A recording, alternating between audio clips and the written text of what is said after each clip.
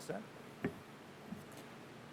All right, it's my pleasure to welcome Jerry Kelly here into the interview room. Jerry, a two-time U.S. Senior Open runner-up and playing in your fourth Senior Open this year. Runner-up the last two that were contested, 2018 and 2019. What about your game has translated well to this U.S. Open, this U.S. Senior Open type setup? Fairways, no question. I mean, that's my game. I hit the ball straight. I'm able to hit more drivers than a lot of long hitters are able to hit, whether it be a dog leg or, just I'm going to hit driver anytime unless the fairway runs out at my distance. Tightness is really not going to make me back off of it, and that's an asset that I've had over my career. That I feel like that's the straightest club in my bag. So if I'm worried about hitting a fairway, I don't necessarily ever go back to a 3-wood to hit it straighter because driver is my straightest club. So that's a good thing to have in the arsenal when you've got a course like this that is pretty long for us at a par 70. It's solid. Coming off a win and a runner-up finish in your last couple of starts, what about the game is feeling good going into this week? I'd just say all around, I'm doing all of it pretty well. I just had a good tune-up with my swing coach, Jim Schumann, and there are definitely some things. I was having some shots come out that I'm not used to seeing. My club path was a little strange, and we've always been working, and we always will work on making things better. And I kind of got to the point where I overdid some of the good things and got a little worse, but it made for very consistent misses, and I was getting the ball to the right section of greens, to the right section of fairways. So I'm looking forward to being able to kind of let it go a little bit more this week.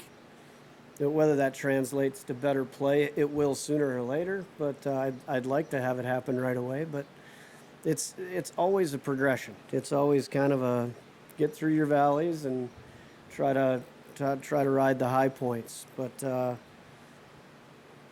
the game was really good. The ball striking hasn't been my best. Questions for Jerry?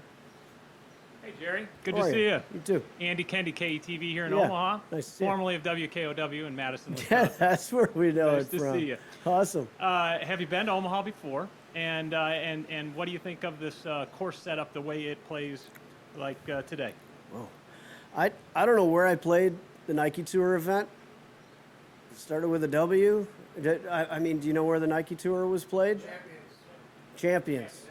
Okay, so that was mid-90s, 93, 94, 95 area, like that.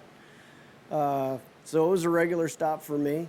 Always enjoyed it. Those were some low scores shot at that golf course. That's not going to happen here. This is a fantastic golf course. I heard Barry Maxwell, and I knew it was a good golf course, but I wasn't prepared for what I saw today. It was, it's a championship golf course. It is really quality, and it might have got me a little scared. Come in and play a nice Midwest Barry Maxwell course, and that thing will hit you in the teeth right there. It's solid. Yeah, I'm curious. Do you, when you have time to just think about your game, do you think more about the coming up just short in the U.S. Senior Open, or would you think more about maybe a victory at the AmFam a couple weeks ago? When you think about where you're at right now, I tend to always kind of think about what I don't do, what I didn't get done, much more than I've never had the luxury of like relaxing in my career. Hey, I won the AmFam again. Great, but then you get to Firestone and don't hit it my best, and Steve putts like Steve, and next thing you know, I'm in second, happy, but I'm always trying to get to that spot that I've never really gotten to, and I know I'll never get there, but it's kind of that chip, it's that extra motivation. I've learned to use it with a smile on my face rather than with anger like I used to, but you know, it still burns what I want to accomplish, not what I have.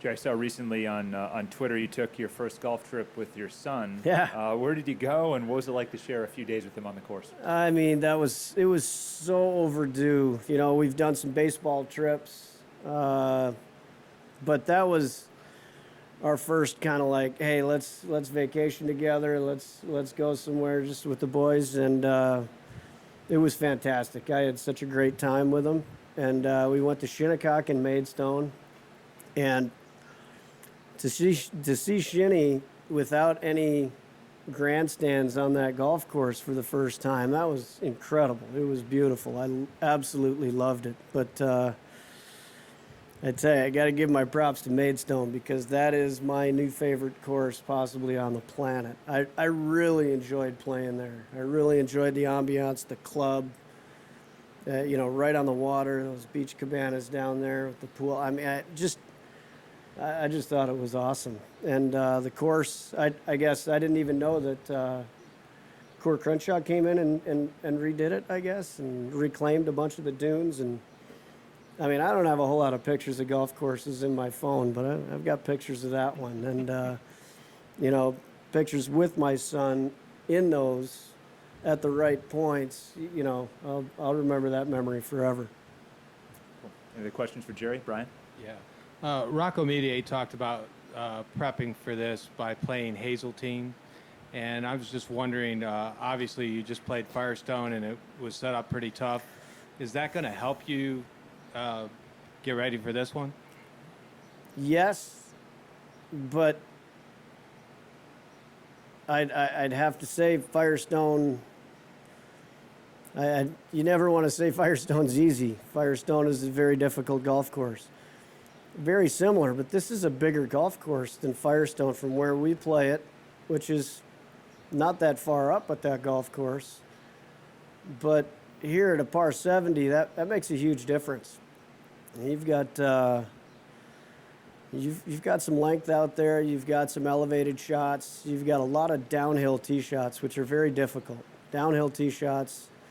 The ball is just in the air that much longer. It can be moved by the wind more. Your shape gets taken further over. So there's a lot of difficulty around this golf course. And the rough is actually higher than it was at Firestone. So it was a great prelude to it. But this is going to be a tough championship this week. And on a different track, I know you've got hockey in your background. Are you watching the Cup, and who are you rooting for? I am. My caddy is, you know, a big Lightning fan. We got Cole Caulfield, you know, just breaking his way into the Canadians, and you know, McDonough is playing for the Lightning. So either way, we're going to have a University of Wisconsin player hoist the trophy, which is what I look for after my Blackhawks are out. So I've got a lot of friends in the league, and it's just good to see good hockey. I think Kucherov might have missed that one on purpose last night just so they could go back and clinch it in Tampa Bay. But I think they're going to come out firing this next one. And they've got an awful lot of firepower. And you got that boy in the net for the Lightning. You just can't get it by him. I mean, he is so tough. So, yeah, I called Lightning in 4, but I'm going to have to call Lightning in 5 now. So. Speaking of which, who's going to win the West this year in Big Ten football, knowing where you're at? Well, I don't know, that quarterback situation's been kind of crazy the last couple of years. And I think because of the quarterback position, our running back position hasn't really panned out like it should. So I think we've got some studs back at running back U. And I think the second that, you know, I talked to Coach Chris years ago, and we were talking about his play. I mean, he's an NFL offensive mind. And if he can get somebody in there that can really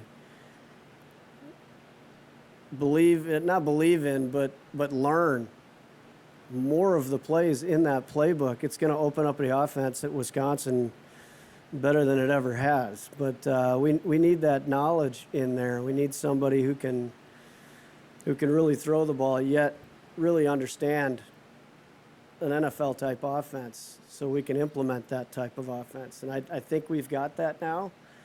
And he came out and completed his first 18, 19 passes last year, and then probably thought this was easy, and the game tells you it's not.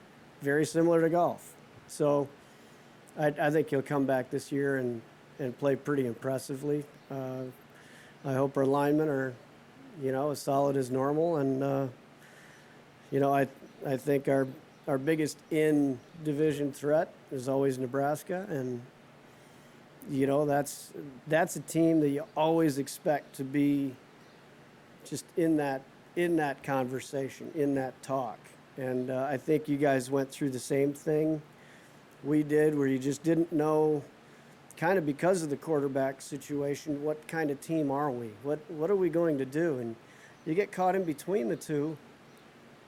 That's tough for a team to follow a plan. So I'm waiting for both of them to be stronger than that other side. Yeah. Michigan, Ohio State, look out. Nebraska and Wisconsin. Come on. All right. College football, hockey, golf. It's been a well-rounded conversation. There you Jerry, go. Jerry, have a great week. Thank you. Thanks. Women's volleyball, anybody? Yeah, we